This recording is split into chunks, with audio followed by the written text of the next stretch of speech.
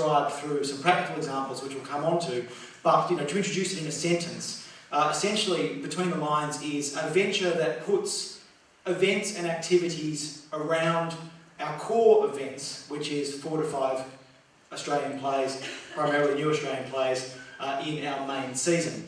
It does that both online and in the real world, and it is both an audience heightening strategy, something that is aimed at heightening or deepening or enhancing an audience's experience of Griffin, but it is also targeted at getting new audiences in.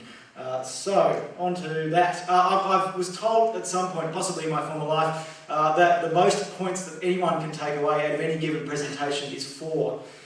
So we're going to talk about 4 things today. To give you a bit of an overview, we're going to talk a little bit about the theory of Between the Lines, then talk about what is hopefully the more exciting part of that, which is the practice of Between the Lines, some practical examples, then talk about the results, some successes and some failures and some statistics about how it's done, some kind of hard and soft results, and then talk a little bit, time permitting, speaking of which I'm just going to get my clock going, time permitting, about the future. So the theory of Between the Lines, and before I go any further I should make a couple of qualifying points. The first qualifying point is that, of course, notwithstanding the focus on innovation over the course of this festival or forum, none of this is particularly new. There are ideas here that we are appropriating and poaching from other companies, including some in this room, or companies overseas. The second important point to note at the outset is that Between the Lines is an evolution, it's a work in progress. It's something that even internally within the company we're still defining and describing.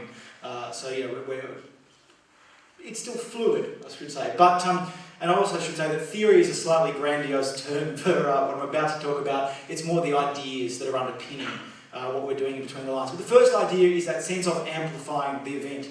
In the most simple term, if our event is a 90-minute to 120-minute experience in the theatre, it's about what we put before, during and after that experience. Obviously, companies have been doing that for a long time. A trailer is a good example of something that sits in front of the core theatrical experience. An audience cast and creative Q&A is a pretty traditional example of what sits after it. But what we've been keen to do with Between the Lines is move beyond those quite traditional activities that sit before, during and after events. Apologies for anyone who's from Sydney who might be aware of some of this already as well.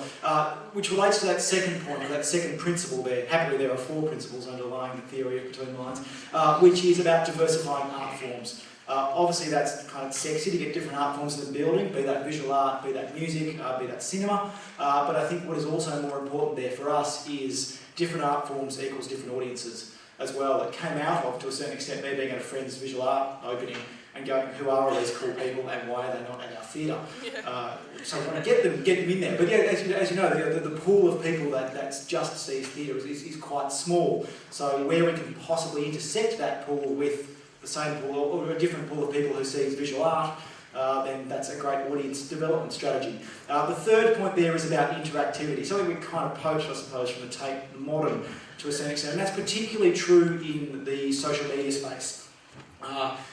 When a company started using social media, particularly kind of main stage or sort of text-based companies first started using social media, I'm conscious there's lots of exceptions. It was a bit like, hey, come and see our show, or we'll give you a cheap ticket.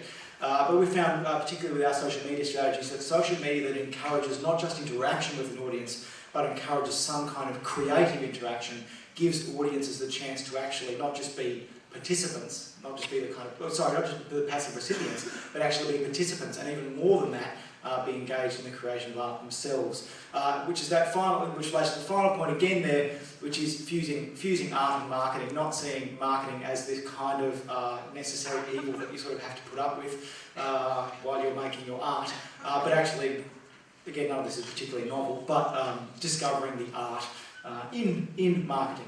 So, some practical examples, which is where I'll have to call briefly, in a moment, on Paul. Angela's Kitchen, for those of you who are not aware, was a solo Paul Capsis show created by Paul and Julie Merrick and Hilary Bell. And just before we play that, I can operate it myself, can't I? Just before we press play, it was a show that was quite biographical about Paul's relationship with both Malta and and his grandmother. And what we did in terms of putting together Between the Lines events for this show was approach a design college in Sydney called Billy Blue, which became the kind of final year project. It was about resources as well, but essentially put that Between the Lines framework to this design college. We said, can you do us something before, during and after the show? And this is what they did before the show. I should just hit play, shouldn't I? Get out of the way. Here we go.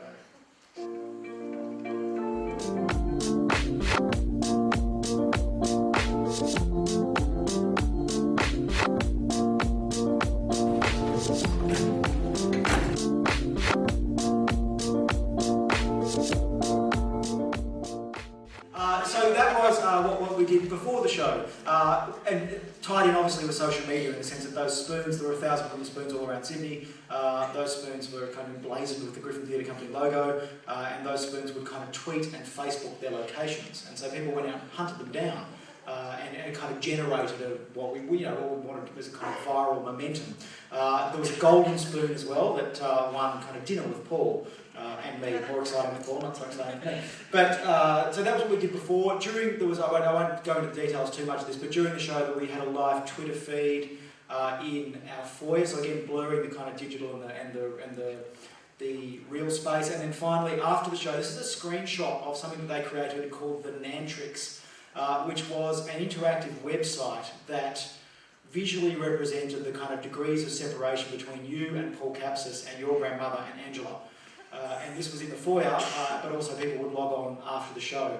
It wasn't particularly successful, which is a good example we'll come back to in a moment. The next show is Silent Disco, which was a co-production with Australian Theatre for Young People and Hot House. We thought a play by Lachlan Philpott, I think is in this room, a play called Silent Disco. We thought we couldn't go past the opportunity of actually having a Silent Disco at Good God Small Club in Sydney. Which we've got some images of. I think the important point to note about those images, apart from how fetching Lachlan looks in headphones, and what would be the bottom left of your screen, is the age of the people in the top left. This show was aimed at being a crossover between our normal adult audience and a younger audience. And the amount of people who turned up to this disco who actually saw the show as well, and even more, and possibly more importantly, didn't necessarily see the show, but then we've got their email address and they're seeing other stuff by us. So that was the first limb of the Silent Disco, Between the Lines. Another limb was, speaking of looking fetching in headphones, was we had a Silent Disco in the foyer of the actual show. Again, tied into our social media. So there was a Squid channel and a Tamara channel. In the Silent Disco headphones, you can choose your channels. They were the characters in the play, the protagonists in the play. And so you could go onto Facebook and submit your tune for your Squid or Tamara channel, and then go and listen to it in the foyer, which resulted in some kind of heartening but slightly alarming experiences of literally being in a foyer with hordes of teenagers singing along to Taylor Swift, as it happened. But it was a very exciting possibility for us. Quickly touch on Heartbreak Hotel, which embodies, I won't go into detail about it, but it was essentially a kind of promenade, one-off piece in and around the stables, including off-site, including in the accessible toilet. But the most important point there is that it took that idea of an audience creatively interacting with us to a new level. We borrowed an idea from a Croatian museum called the Museum of Broken Relationships, where people submit objects from their relationship past as a means of therapy or healing. And we put out a 3-month call to our audience to submit objects from their relationship past, and then our resident artists made a suite of works around that, including exhibiting. You'll see from that the dummy there was an example of where we exhibited those works in the foyer, and it resulted in these extremely satisfying moments of people who had actually given objects kind of came to the experience expecting to see their particular thing on a plinth or behind a sort of glass box, and then suddenly were confronted with a movement piece that was the soundtrack for which was the letter that they had written to their ex-boyfriend. And someone who actually made the word hurt out of their own hair after they chopped it all off after a breakup ended up giving that framed version of the hurt hair to one of the performers. So that was a particularly exciting example for us of taking stories from our audience, giving our audience a chance to creatively interact with us. To talk about results very, very briefly, there's some hard results that I'll come on to, but to talk about soft results, for me the most important thing that you can have as a theatre company is kind of energy and momentum. In a way, one of the hardest things to quantify, also a very, very hard and difficult thing to generate. But it's fascinating and very heartening for us that some of the effort that we put into this is kind of getting reflected back to us through the media, including people like Augusta Supple, our kind of esteemed blogger, but also in terms of reaching new audiences and specifically reaching younger audiences. The fact that someone called Madison Roland Evans is writing, be good, small club, dancing, but wait, there's more, no music, what the, oh my, 'tis a silent disco, is really exciting for a theatre company. To talk some hard results very briefly, and I'm conscious of having just seen the presentation about kind of best sex evidence, sort of, talking about figures in this room is a little bit like kind of talking about people's sex life. You kind of want to know it's okay, but not the details. But we're going to go a few results. Website visits between sort of mid-2010 when we brought this in and 2011, our website traffic went up approximately 100%. Social media, our Facebook fans went up 180% over the same period. Subscriptions, which had been in decline for 3 years, went up 49% between 2010 and 2011. And finally, single ticket sales, a work like Angela's Kitchen or Silent Disco, without going into too many figures, is both of those works tripled the box office of the highest selling work from 2009. And of course, that's not just about having good social media and sticking a trailer with spoons on the web, on the internet. There's a lot more going on there as well, but I think the amount of kind of energy that those activities have generated has been very useful for us in growing awareness of the company, which is one of our key challenges. I'll whip through very quickly. The key challenge in the future is basically formalising this. We've done all of this with no additional money and no additional staff resource, so it's lent incredibly heavily on the existing staff and particularly our resident artists to create the work. So the challenge ahead for us is to better resource and essentially to better structure and plan these events. The beauty of them is that we've moved them incredibly quickly, but ultimately we want to put a bit more structure around them and particularly to target them at special audiences and to measure their output. So to wrap up very quickly on the, that's it, that's me.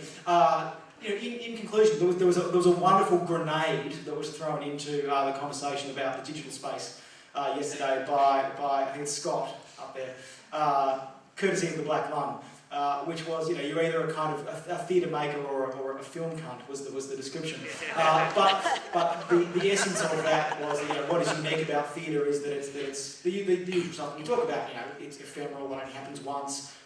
What is beautiful about it is a live experience, and all of that is true. But I think what we're endeavouring to do with something like Between the Lines is not so much replace the beauty of that live experience as much as supplement it by treating what you might call our kind of ancillary products with as much artistic exactitude and rigour and passion as we treat our core product.